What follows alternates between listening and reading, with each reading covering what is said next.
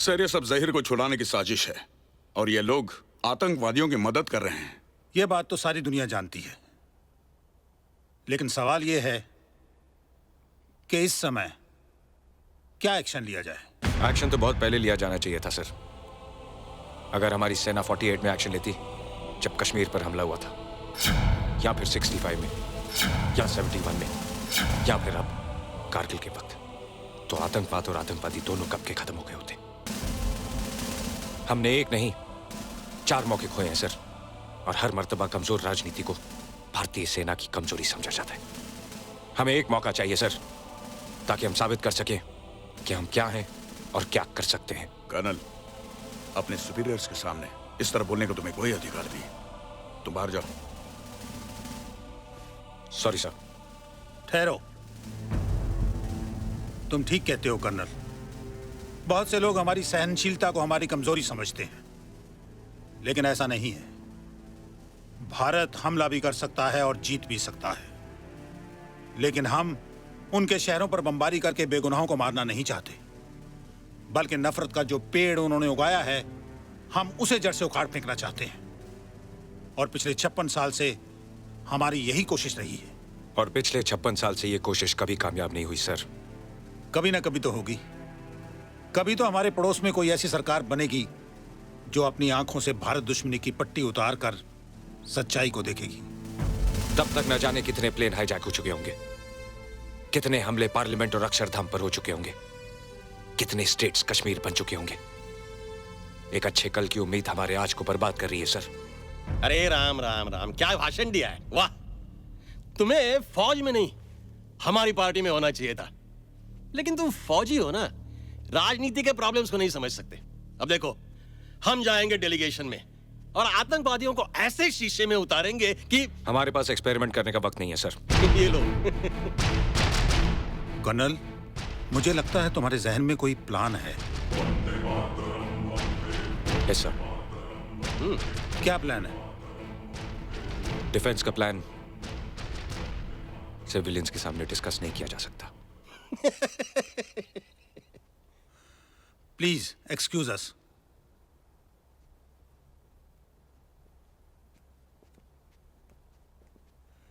Please मगन भाई।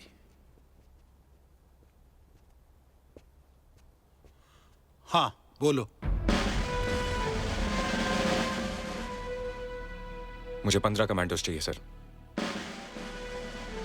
फिर हम वही करेंगे जो इजराइल ने एनटीपी पे किया था। इंडियन एयरवेज का विमान जो आतंकवादियों ने बाबा जहीर को आजाद कराने की मांग को लेकर अगवा किया है, उस सिलसिले में बातचीत करने के लिए भारत की ओर से 4 लोगों का डेलीगेशन पाकिस्तान जा रहा है। पानी कोई जरूरत नहीं उसे पानी देने की। चल। वो प्रेग्नेंट है और उसे पानी की जरूरत है। हट!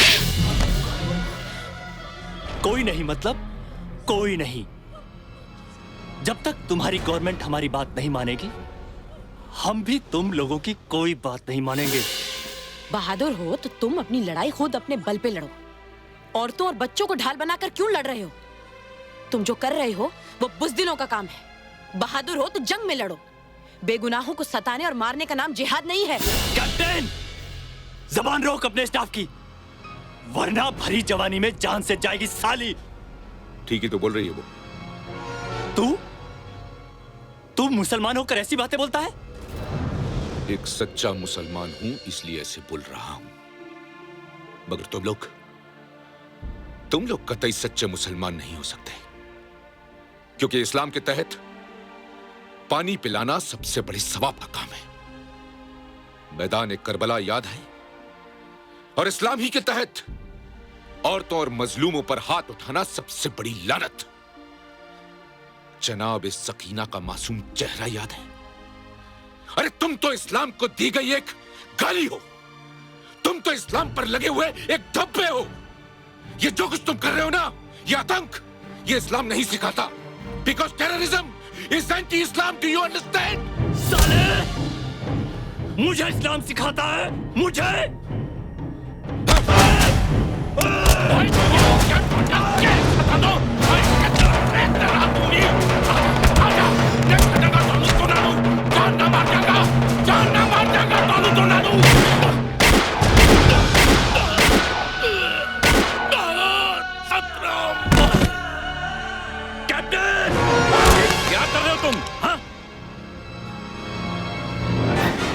ये क्या किया तुमने? अब किसी को मारने की जरूरत नहीं है। भारतीय हुकूमत ने हमारी शर्तें मान ली है। कल सुबह उनका डेलीगेशन आ रहा है हमसे बात करने। बाकी सब बाद में। लाश को यहां से निकाल दो।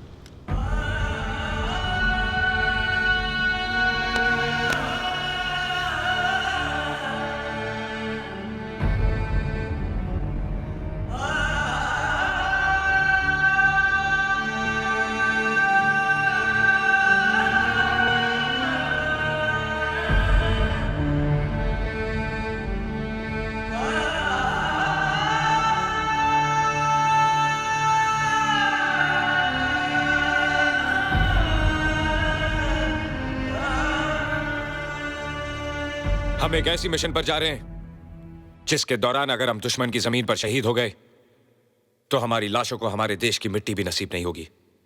लेकिन हम कामयाब होंगे और एक ऐसी मिसाल कायम करेंगे जिसके बाद हमारा दुश्मन किसी भी हिंदुस्तानी को दुनिया के किसी भी कोने में कभी हाथ लगाने की जुर्रत नहीं करेगा। अगर आप में से कोई भी इस मिशन पर नहीं जाना चाहता हो तो कमरा छोड़कर जा सकता है।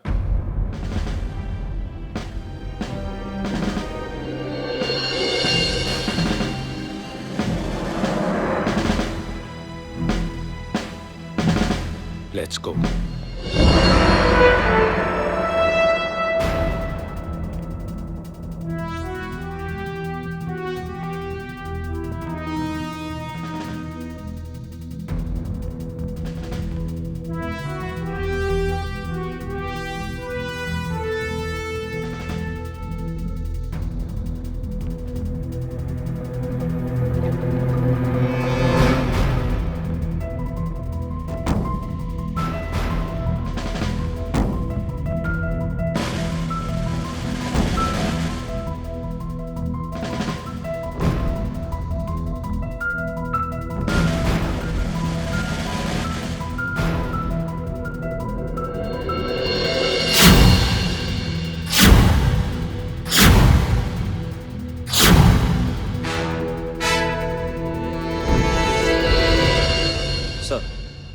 पुरी हियर।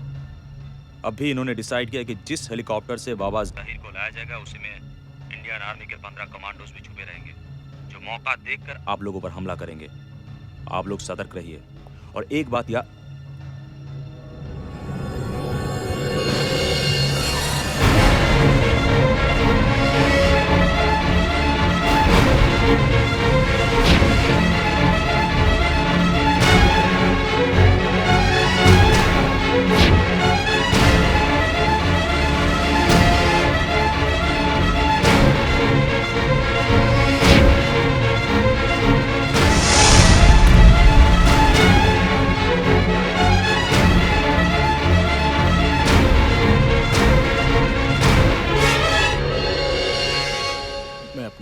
अपने दोस्त को फोन कर रहा था सर। इत्तेफाक से तुम्हारा वो दोस्त इस देश का दुश्मन है।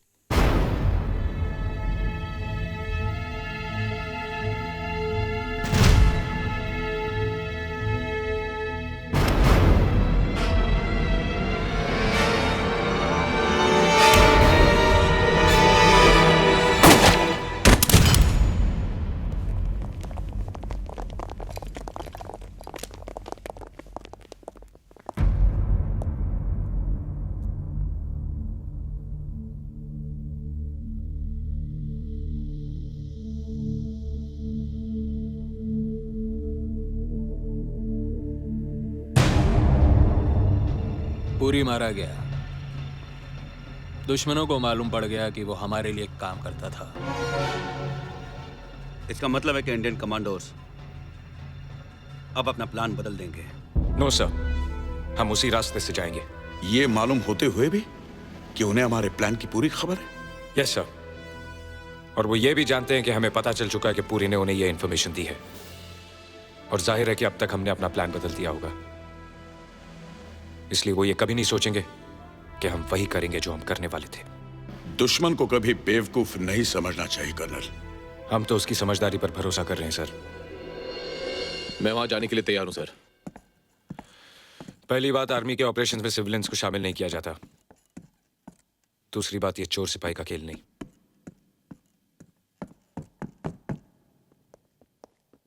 Sir please sir, give me a chance. तुम कहना क्या चाहते हो? मैं उस टीम के साथ जाना चाहता हूं जो आतंकवादियों से बातचीत करने के लिए जा रहे हैं। मुझे देखते ही वो लोग मुझे पहचान जाएंगे क्योंकि उनका एक साथी मेरे हाथों से मारा जा चुका है। जाहिर है कि वो मुझे इंटरोगेट करेंगे और ये जानना चाहेंगे हमारे कमांडोज कहां से आ रहे हैं, और मैं उन्हें बता दूंगा। तुम उन्हें मिसगाइड करोगे? Yes sir. और ये सब तुम करोगे? सर।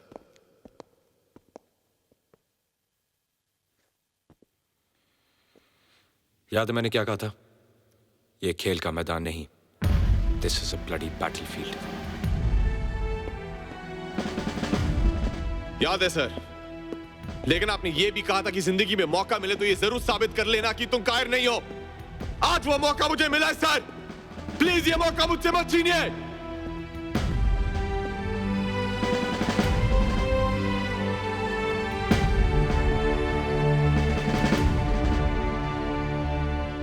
कौन है वो आदमी? Mumbai police, ACP Jaydeep. कोई खास वजह? आप मुझ पर भरोसा करें सर। इस समय सारा देश तुम पर ही तो भरोसा कर रहा है। Thank you sir. ये मिनी कैमरा तुम्हें पहनना है।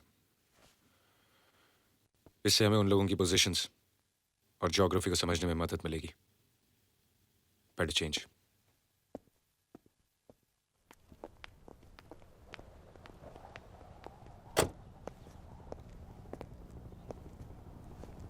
चलू सर। होने वाली बीवी के लिए जा रहे हो? नंदिनी के लिए नहीं सर, मां के लिए। ये मिट्टी मेरी मां है और इसकी इज्जत खतरे में है। अपना ख्याल रखना।